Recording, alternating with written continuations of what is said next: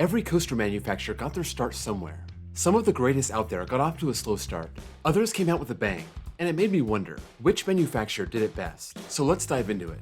These are every manufacturer's first coaster, from worst to best.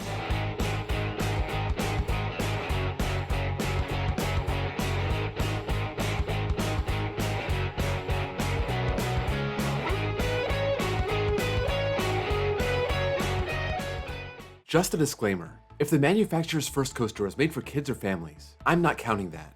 I'll mention it, but for these rankings, I want to just look at the first legit adult coaster. Some of these are borderline, so I had to make a judgment call. You may disagree, but that's what the comments are for. Let me hear it. Before we get started, if you could drop this video a like, I'd appreciate it. It helps me out with the YouTube algorithm. Number 30, Skyline Attractions, Harley Quinn Crazy Coaster, Six Flags Discovery Kingdom, Vallejo, California, opened in 2018. Oh, come on. You knew this was going to be last. Skyline has done a lot of work on GCI's wooden coasters, but their own coasters have been pretty bad. This one only operated for a couple years before Six Flags got fed up with it. It was always broken, and when it was open, it was giving rough and painful and boring rides. Skyline flipped this on its side at SeaWorld San Diego, and they have other models in the works, but hopefully they run better than Harley Quinn. Number 29, Chance Rides, Toboggan, Sportland Pier, Wildwood, New Jersey, opened around 1966. For about 30 years, Chance Rides was all about these toboggans. Very small, very portable, very janky, very painful. It starts with a vertical lift, then spirals down the tower, then goes into some bunny hops that might break your neck. This toboggan was at Sportland Pier, right next to Maury's Piers, and it shut down around 1989. It's not clear how long this lasted, but it seems like the first of many toboggans to grace the earth. We're talking about 30 total. The one I've been showing you is the last one remaining, Swiss Toboggan at Little America, so good luck if you get to Wisconsin to ride it. Number 28, SBF Visa Group, Typhoon, Revolution Park, Rostov, Russia, opened around 2001. SBF's first coaster was this kiddie coaster in Norway, opening in 1996, and they've become known for their figure-8 spinning coasters. To find their first adult coaster, you have to go to Russia for the Cyclone Galaxy type coaster. This looks very similar to that Pinfari model, popular at fairs or very small parks, and these are nice portable coasters but nothing special. Number 27, Togo, Roller Coaster, Hanaya Shiki Amusement Park, Tokyo, Japan, opened in 1953. Togo's oldest coaster is Japan's oldest operating coaster. This is a borderline family coaster, but I think it's just big enough to be considered a mild thrill coaster. 36 feet tall, 767 feet of track. It kind of dives in and out of buildings, runs over the pathway of the park. It kind of reminds me of the Santa Monica West Coaster. This predates the tubular steel track design, and it's pretty amazing that this is still around. Number 26, Jinma Rides, Spinning Coaster, Future World, Zhejiang, China, opened in 1997. Jinma used to be called Golden Horse, but Jinma means golden horse in Chinese, so there you go. They're famous for copying popular models from other manufacturers and filling up Chinese parks with those. Their first project was a spinning mouse coaster, operating from 1997 to 2004. There are no pictures of that one, so here's a clone. It looks like a spinning mouse, just with narrow cars, 2 riders on each side. Number 25, Vekoma, Super Verbal, Holiday Park, Hasloch, Germany, opened in 1979. The very first Vekoma was a lot like the other loopers of the time. Lift hill, a double corkscrew, a few turns, and that was it. At the time, it was super groundbreaking. Super Verbal was Germany's first inverting coaster. These days, they've been outclassed so much that a lot of these are gone, including this one. This gave its last ride in 2013, but it will be forever in the history books as the world's first Vekoma. Number 24, PAX, Roller Coaster, Gorky Park, Moscow, Russia, opened in 1992. PAX does have one unknown coaster from 1990. We know it was 39 feet tall and had 1,378 feet of track, and I tried to find it on Google Earth. I think this is it, but I can't tell. This park shut down in 2013. This is what it looks like now. I'm gonna consider this a family coaster and move on to roller coaster at Gorky Park. This lasted till the mid-2000s and is basically a small looping coaster, kind of like those old portable Schwarzkopfs. Number 23, PTC, Figure 8, Euclid Beach, Cleveland, Ohio, opened in 1904. You'll have to forgive me. This closed in 1909, so there's not much here in terms of footage. I did find these 2 pictures. Euclid Beach looks like a great place for coasters in the early 20th century, but it shut down in 1969. I don't have any stats on this, but it looks like it was a decent size, and probably the most thrilling coaster out there in 1904. Number 22, Mock Rides, Cerise Foyer, Expo 58, Brussels, Belgium, opened in 1958. Before recently, Mock Rides was known for the Wild Mouse coasters, so it's no shock their first coaster was a wooden Wild Mouse. I can't find anything on this coaster, even though there seems to be a lot about Expo 58. All this footage is from the Wooden Wild Mouse in Australia, and that was probably a similar ride. Number 21. RCCA, Rattler, Six Flags Fiesta Texas, San Antonio, Texas, opened in 1992. The signature ride at the brand new Fiesta Texas was this giant wooden coaster from RCCA. They didn't build much, but they made a splash between 1992 and 2002. This is known for being one of the worst coasters ever, lasting 20 years before getting RMC, but maybe, just maybe, it was decent when it opened. That's why it's not lower on the list. Regardless, that helix on the quarry wall looked like one of the longest, most drawn out, boring, and rough elements ever. This had over 5,000 feet of track, so that's good. Or maybe bad, depends how rough it was. Number 20. Hopkins, Texas Tornado, Wonderland Amusement Park, Amarillo, Texas, opened in 1985. This probably should be lower because of those loops. Clearly, there were some design issues here, and they worked them out in the jankiest way possible. But in the end, this ride doesn't ride that bad. I rode this super defensively, expecting the worst, and it turned out to be okay. It's not that exciting, basically a drop, a loop, a swooping turn, another loop, and that's it. But it's not bad for a first try, especially for a manufacturer like Hopkins. They haven't exactly done much since. Number 19. Pinfari, Hochbahn, Wiener Prater, Vienna, Austria, opened in 1966. What do you expect from Pinfari? Their first coaster was a Zyklon. Their first coaster looks a lot like all their others, and you may be sick of seeing them, but you can't deny their importance. These are decent-sized, cheap portable coasters, and it's the best option for a lot of small parks and fairs. This one closed in 1977. Number 18. Schwarzkopf, Super 8 Bahn, Gorky Park, Moscow, Russia, opened in 1964. Schwarzkopf was so influential in the 70s and 80s, but their first coaster came in the 60s, a classic Wildcat model. These are similar to the Zyklon Galaxies, but they have bigger drops and single cars. I've always been a big fan of these. This was taken out of Gorky Park after a few years, but it's still making the rounds with the Vorlap Company as a portable coaster in Germany, now known as Rock and Roller Coaster. Number 17. CCI, Kingdom Coaster, Dutch Wonderland, Lancaster, Pennsylvania, opened in 1992. This isn't officially listed as a family coaster, but it kind of is. 55 feet tall, 40 miles per hour, 2,000 feet of track. It's borderline. CCI built some monsters over the years, but this one is definitely on the mild side. This was named Sky Princess for half its life.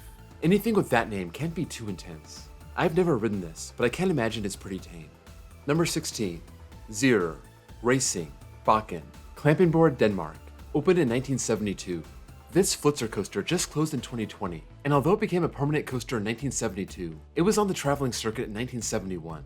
It had a very simple layout, just swooping drops and turns. It's riders and car-themed sleds. It reminds me of a smaller version of Tiger Coaster at Indiana Beach. It looked pretty intense, and it had a pretty good 48-year run at Bakken. Number 15. Zamperla, Windstorm, Old Town, Kissimmee, Florida, opened in 1997. This is on the same spot as Hurricane is today, really close to Fun Spot, and it's kind of a similar ride. Very short, very compact, but very tight elements. This left the park in 2014 and moved on to Adventure Park USA in Maryland. This still operates today, using the name Wild West Express. Zamperla started building coasters in the 70s, but they didn't build anything for adults until 1997. Number 14. Premier Rides, Runaway Mountain, Six Flags Over Texas, Arlington, Texas, opened in 1996. Premier has built one non-launch coaster, and this is it. It's entirely indoors, stands 65 feet tall, tops out at 40 miles per hour, and it's very similar to the Windstorm we just talked about. Add the indoor element, and it makes the ride feel faster than it is. I say, this is like a poor man's Space Mountain. The ride kind of winds down from the top, and you can't see much. Not much theming, but it was built on a Six Flags budget. Number 13. B&M, Iron Wolf, Six Flags Great America, Gurnee, Illinois, opened in 1990. It took B&M a little bit to get started with the good stuff. The Swiss duo did a lot of work with Intamin, and they were all about these small stand-up coasters in the 80s. Six Flags Great America had a working relationship with B&M when they put in Z-Force, and they asked him to put in one of these stand-up coasters. What we got was Iron Wolf. It was small, basic, 2 inversions, and eventually outlasted its welcome at Great America, getting shipped down to just America. You can still ride this today as Firebird, but I must warn you, it's not very good anymore. Number 12. Weigand, Rhonbob, a ski resort I can't pronounce, Hesse, Germany, opened in 1997. Weigand does one thing and one thing only, alpine coasters. They may come in different shapes and sizes, but in general, they're 1 or 2 person sleds. They take you up an enormous and slow cable lift hill, all the way to the top of a mountain, and then you wind down that mountain, being able to control your own speed. I haven't ridden this one, but I have ridden 2 other ones, and they're a lot of fun. These are amazing coasters for ski resorts, or any other tourist trap in a mountainous area. Number 11. GCI, Wildcat, Hershey Park, Hershey, Pennsylvania, opened in 1996. Unlike CCI, GCI went big for its first coaster. This stands 106 feet tall and has over 3,000 feet of track. There is no doubt, this is a legit adult coaster. I'm not too crazy about the layout, and it's gotten rough over the course of 25 years. I'm sure it didn't open like that, but the reason it can't break into the top 10 is the layout. I just don't find it that exciting. This coaster is still going strong. There have been rumors about it getting Titan track or getting RMC'd, but for now, it seems safe in its current form. Number 10. Gerstlauer, Gesenkte Sau, Erlebnispark Tripsdrill, Kleebron, Germany, opened in 1998. Small cars, swooping turns, focusing on low-to-the-ground elements, and this has a really nice original layout and a really cool setting. This acts like a wild mouse, then it turns into Maverick, and at the end, you hit some intense airtime hills. This only has just over 1,500 feet of track, but it looks like it pulls some forces. Number 9. Maurer, Venus, Space World, Yahata Higashi, Japan, opened in 1996. This thing is an eye-popping mess of track. Most of the Maurer coasters we know have short trains, but these are 12 cars apiece. 131 feet tall, almost 3,500 feet of track, but just one inversion, a loop. It had a lot of turns, almost like a spaghetti bowl layout, and it seems like it just flew through the course. Space World closed in 2017, but this has been relocated to Himeji Central Park in Japan. Hopefully, it'll be reconstructed soon. Number 8. Din Corporation, Wolverine Wildcat, Michigan's Adventure, Muskegon, Michigan, opened in 1988. You could argue that the first Din coaster was the Beast at Kings Island, but I'm just talking about the Din Corporation that formed in 1983, and their first coaster was Wolverine Wildcat. This gets a lot of hate, but I don't think it deserves it. I imagine it ran pretty smooth when it opened, and I really liked the layout. I thought it had some very good forces, some decent airtime, and if it was running somewhat smoother than it did for me in 2021, this was probably a big hit. Number 7. Morgan, Wild Thing, Valley Fair, Shakopee, Minnesota, opened in 1996. How often can someone say their first project was a hypercoaster? The answer is nobody, just Morgan. By today's standards, it's a pretty lackluster hyper, but before B&M and Intamin came along, this was pretty top-notch. Not much airtime, but it does have a lot of speed, and that's really the best part of the ride. If they turned the mid-course off, or even down a little, those final airtime hills could be great, but when I rode it, they did nothing. It's still running glossy smooth, and it was a big deal for Valley Fair back in the mid-90s. Number 6. Intamin, American Eagle, Six Flags Great America, Gurnee, Illinois, opened in 1981. Intamin's first coaster was really Junior Gemini at Cedar Point back in 1979, but that's for kids, so I'm looking at American Eagle. This is definitely not a kid's coaster. Over 4,600 feet on each of the dual tracks, a 147-foot drop, lots of airtime moments, 66 miles per hour. This was a monstrous project for 1981. The future of this coaster isn't all that clear, but I just rode it last summer and I loved it, and I hope it sticks around and the park keeps taking care of it. Number 5. Giovanola, Anaconda, Gold Reef City, Johannesburg, South Africa, opened in 1999. They only made 3 coasters, 2 of them being some of the tallest coasters in the world, and then there was this inverted coaster in South Africa. This is like a bizarro version of a Batman the Ride clone, with 2 across seating, a helix around some rockwork, 5 inversions total, and it's one heck of an effort for a first coaster. I'm sure Giovanola took a lot of inspiration from B&M on this one, but still, the people at Gold Reef City don't care. They just get to ride this awesome coaster. Number 4. SNS, Hypersonic XLC, Kings Dominion, Doswell, Virginia, opened in 2001. SNS had been making drop towers since 1994, but it wasn't until 1999 that they got into the coaster market. They built their first Thrust Air 2000 prototype, and that was bought by Paramount's Kings Dominion. This air-powered coaster was a maintenance nightmare, and it only lasted 7 seasons, but what a rush. 0 to 80 in 1.8 seconds, a 165-foot top hat, and then nothing after that. But who needs anything more when you have that? It was an awesome coaster on its own, but it also led the way to more air-powered coasters in the future. Number 3. Aerodynamics, Matterhorn Bobsleds, Disneyland Park, Anaheim, California, opened in 1959. Was this really the first tubular steel track coaster? That's debatable, but it's often given credit for it. The fact that this opened in 1959 and it's still a great ride to this day is pretty awesome. It's been refurbished over the years to keep it running well, and it's still a standout ride at the park over 60 years later. It winds down through the mountain, past the Yeti, inside the mountain, outside the mountain, and it finishes in the water. Some people may put this number 1, others may put it like 15, but I'm putting it here at number 3. Number 2. RMC, New Texas Giant, Six Flags Over Texas, Arlington, Texas, opened in 2011. RMC had a lot to prove in 2011, and Six Flags gave them their shot. They took it, and they ran with it. Suddenly, parks realized that for a low price, they could take a terrible wooden coaster and make it the best ride in their park. That's what RMC did for Texas Giant. By today's standards, New Texas Giant is a mild RMC. They've really honed their craft and perfected their design, but New Texas Giant was an awesome start. A great drop, tons of airtime moments, a long ride. The only problem is that it doesn't have any inversions, and some of those high bank turns fall flat. But this is still a glossy smooth airtime machine, and this impressed the coaster world enough to make RMC popular. Number 1. The Gravity Group, Hades, Mount Olympus, Wisconsin Dells, Wisconsin, opened in 2005. The Gravity Group had an inside track on this first project. They had done so much work with Mount Olympus when those engineers worked for CCI, so when CCI went under and they jumped over to this new company, Mount Olympus was more than willing to give them this project. Over 4,700 feet of track, a 140-foot drop, and 2 massive tunnels running underneath the parking lot.